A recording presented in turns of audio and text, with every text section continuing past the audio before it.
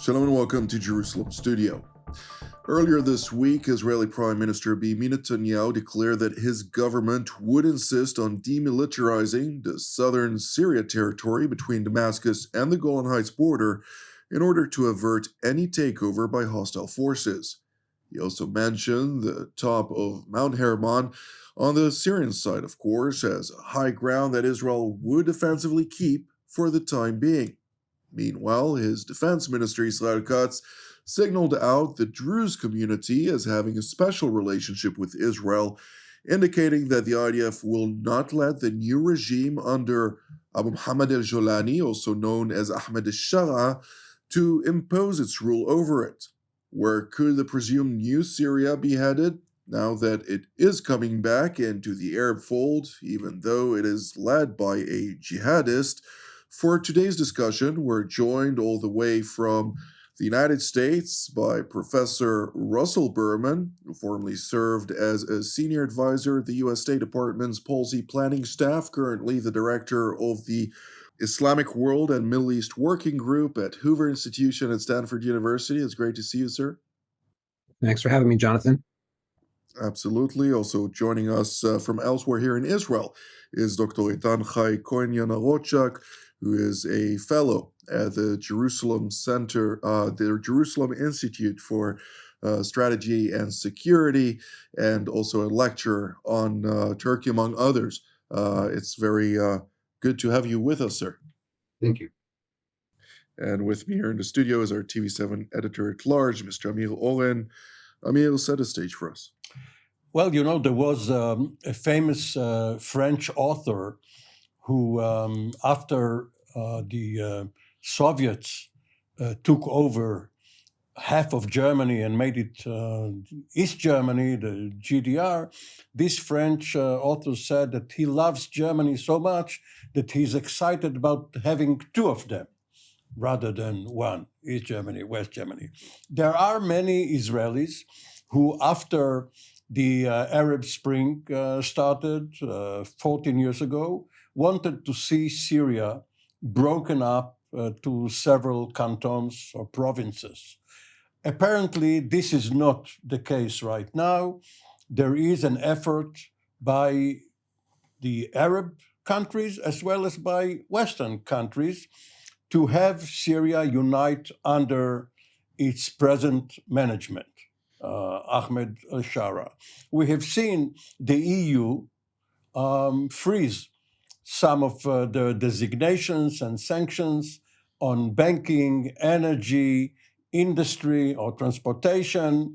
They kept it on the Assad family, but they let go regarding the economy at large, including, for some reason, the export of luxury goods from Europe to Syria. Apparently, they want to make a profit. Who needs luxury goods in such a country impoverished by the Assad regime?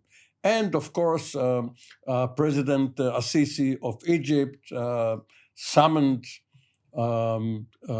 A-Shara to the summit meeting of Arab leaders.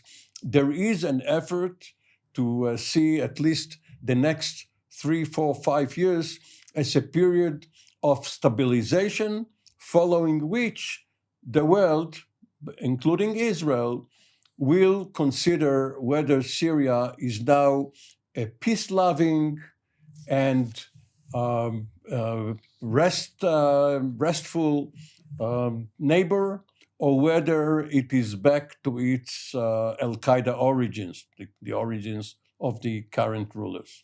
The current ruler, all of his ministers, including his generals and people in the new so-called reformed military and education system.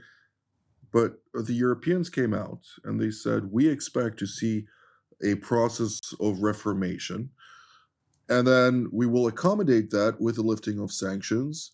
None of their demands were met by the current interim government, who are doubling down of their Islamist and jihadist aspirations, including by changing the curriculum in schools and in the various institutions at hand, going after the various police organizations and security forces and such, forcing them to learn Quran in order to know how to implement their jihadist worldview on Sharia law different is people. coming.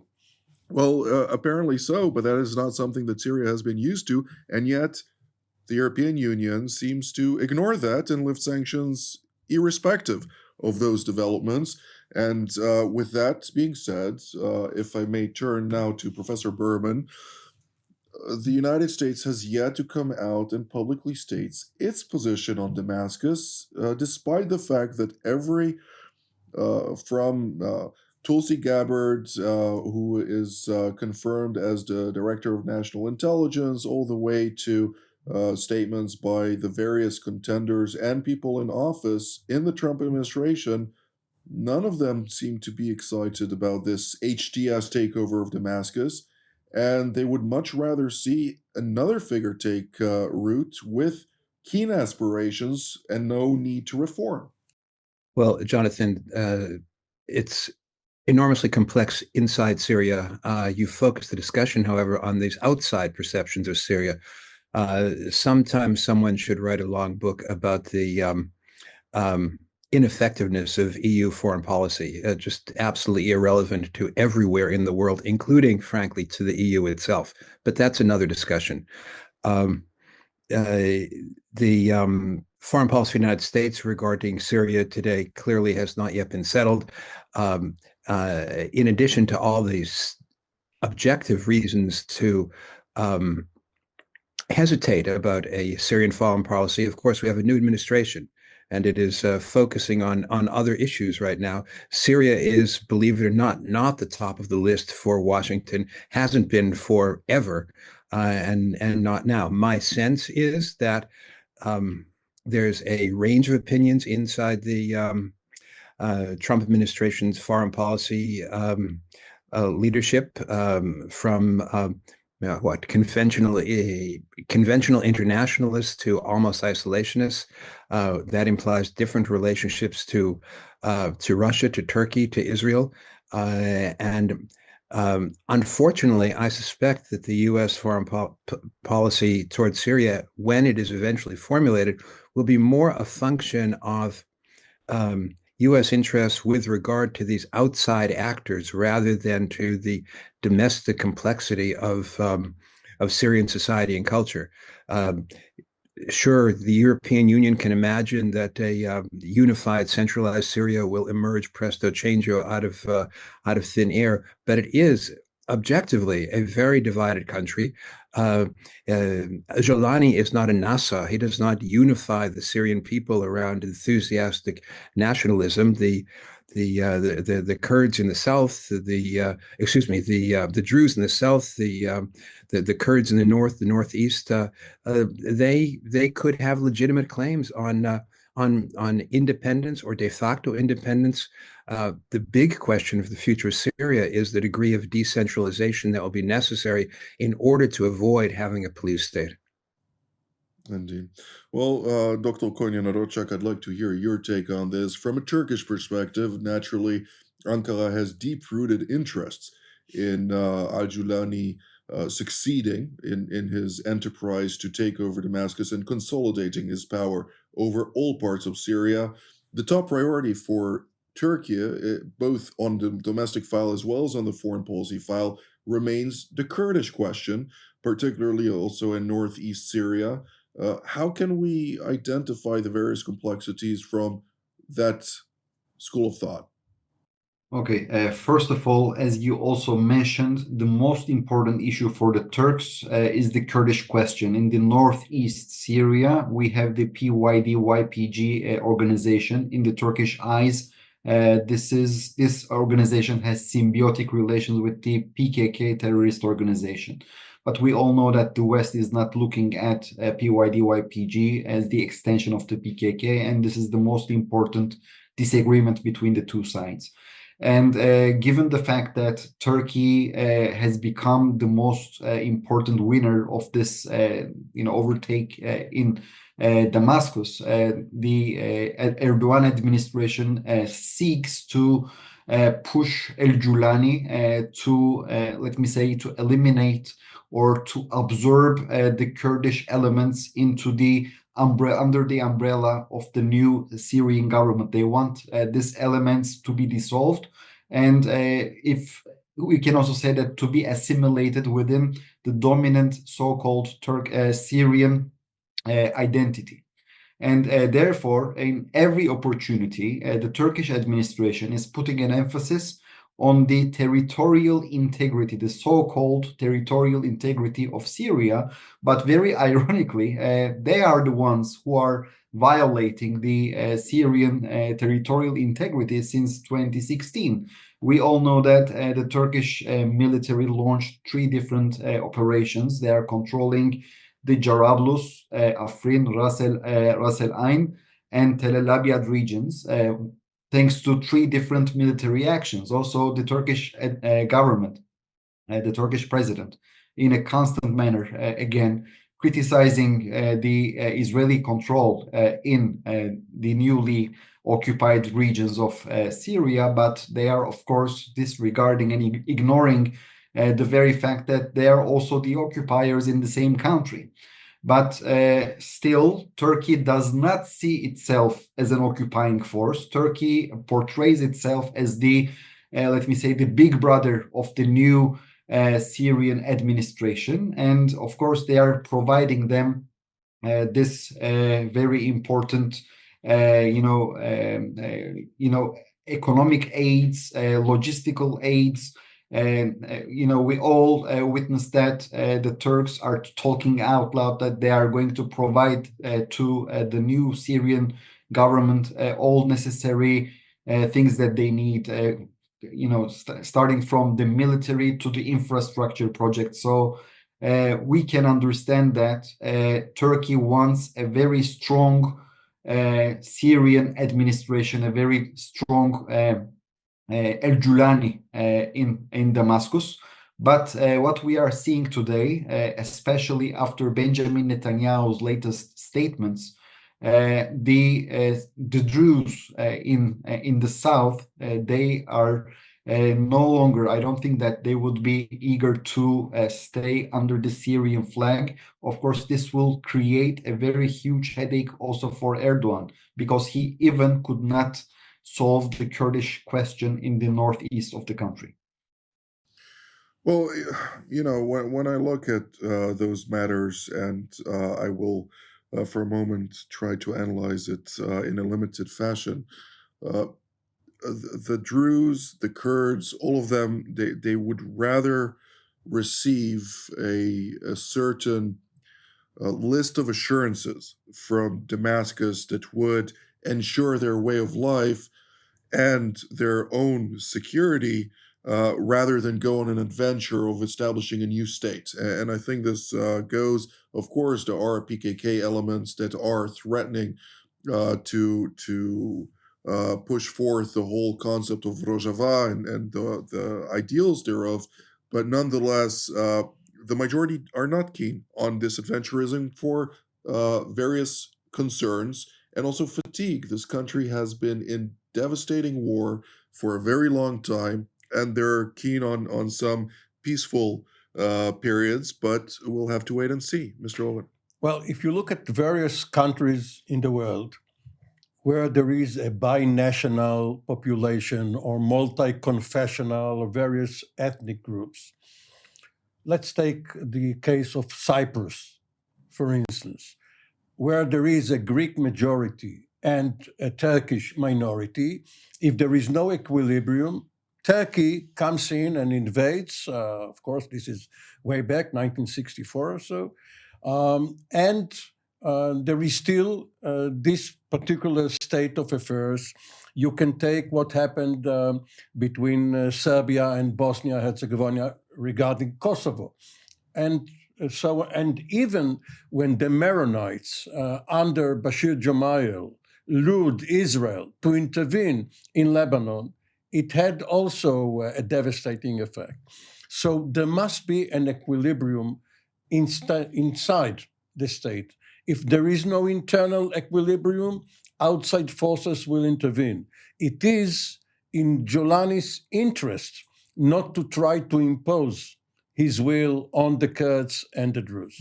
Indeed. And on the Christians, for And that the matter, and Christians. the Alawites. And I mean, there's so many different minorities in Syria. He needs to be very tentative to those matters, and he doesn't have the forces to back anything beyond what he's already doing. But one point that we need to take into consideration, and that is the fact that Israel's declaration with regard to Syria are naturally consented by the United States. Israel would not make such a dramatic announcement without Washington's approval. All the while, Turkey is waiting to negotiate northeastern Syria with the Americans and has yet received the aspired phone call from President Trump, nor has it received a seat on the table to discuss the future of Syria, which is a very pressing issue for Ankara. Professor Berman, I'd like to hear your take on this. Why is this taking so long? Naturally, it's not on the top of the priority list, but nonetheless, Turkey is an important member of NATO. The Bosphorus is an important artery of the whole North Atlantic architecture of defense. And therefore, where are we expected to see the negotiations between Ankara and Washington lead to? In this context, of course, the withdrawal of, or pending withdrawal of U.S. forces from northeast Syria is also up for consideration, and President Trump has made statements about it. The administration is still a new administration, and President Trump is trying to undertake significant changes in U.S. policy, domestic and foreign. He hasn't even got his full team through the Senate yet. So it really cannot be surprising that things are going slow at this point.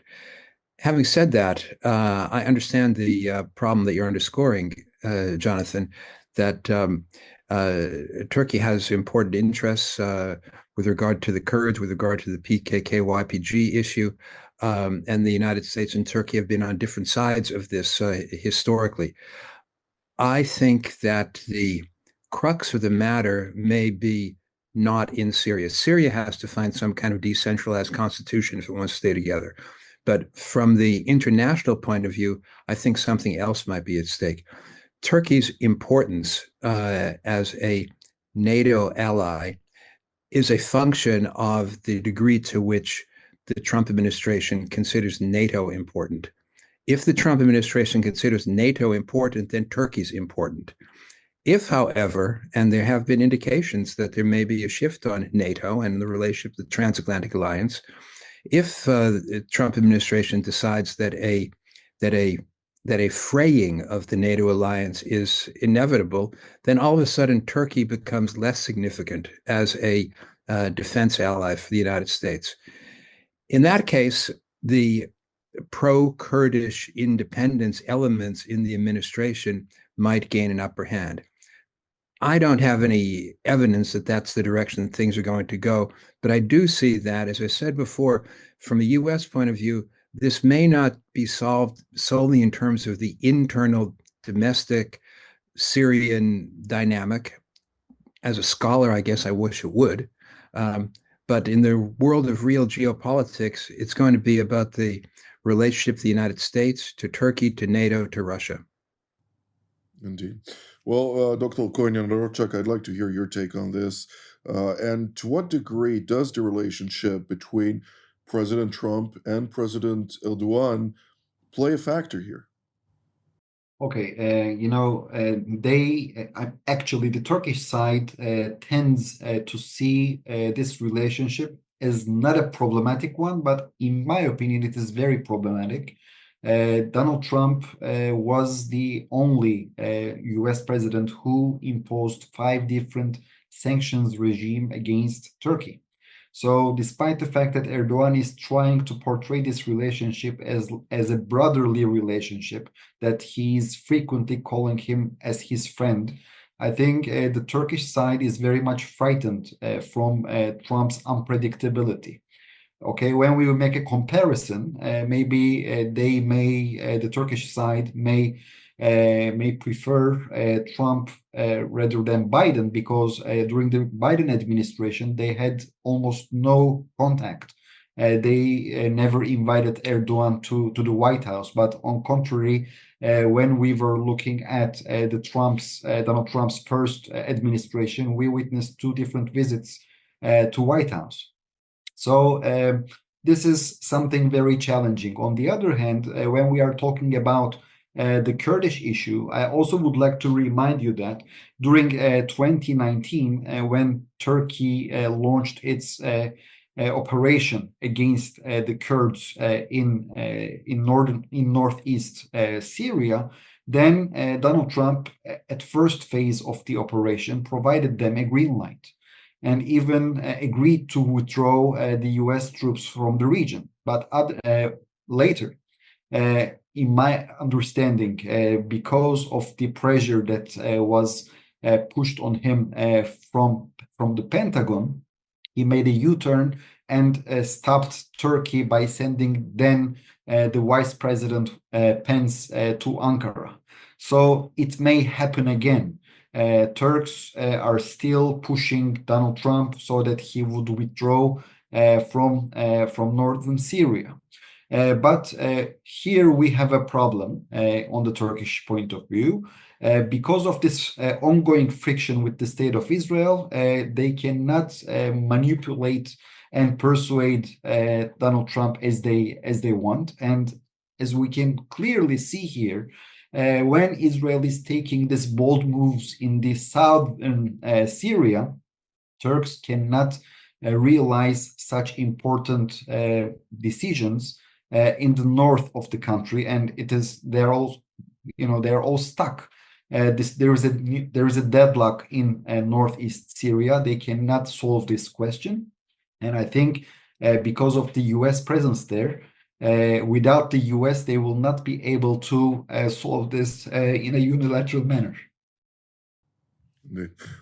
Mr. Oren, the Israeli position, I'd like to bring that into the mix, is quite vigorous. It first and foremost, as we stated at the beginning of today's panel, is very keen on its own security, and secondly, it seeks to bolster its relations with friendly elements within, of course, the immediate neighborhood of Israel, or the sphere of influence, so to speak.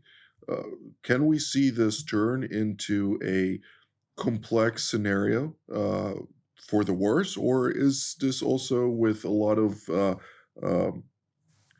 base for a good outcome?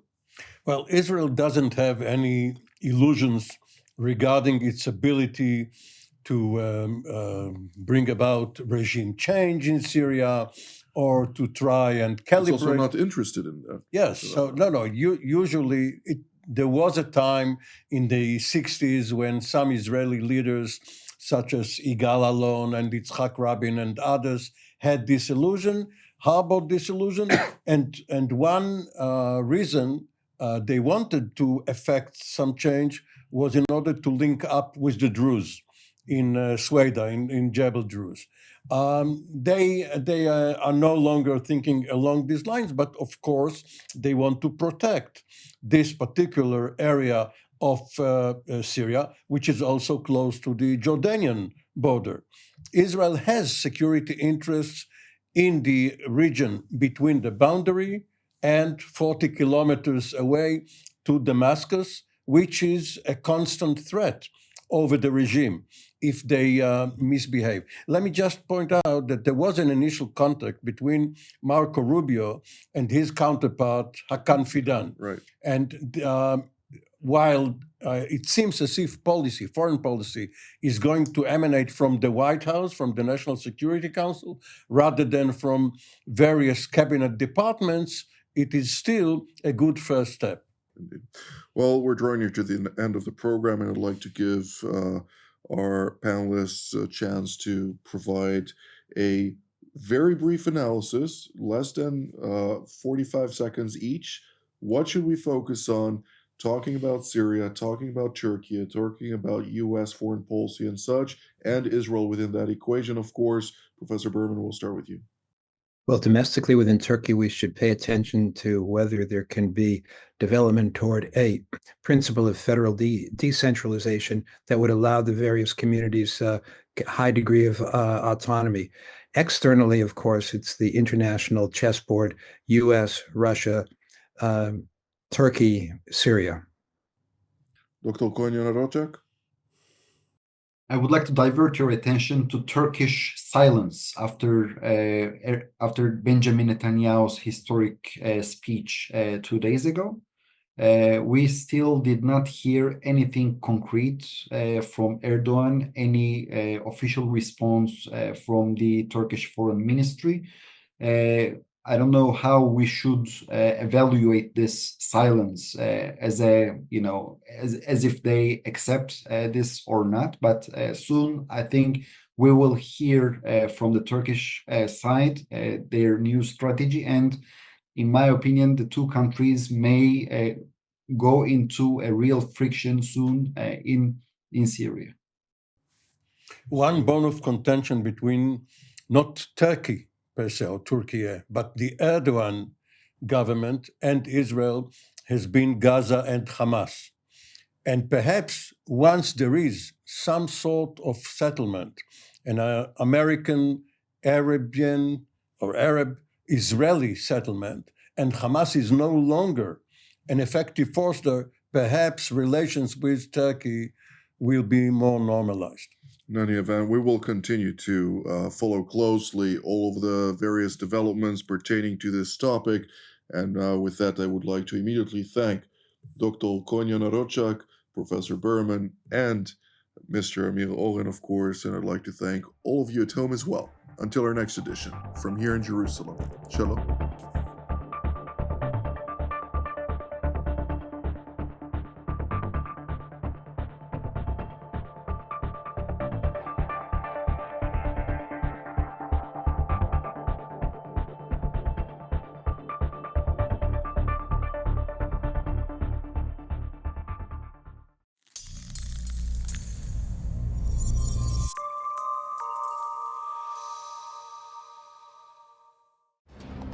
For more of TV7's productions and editorials, we invite you to visit our website at www.tv7israelnews.com.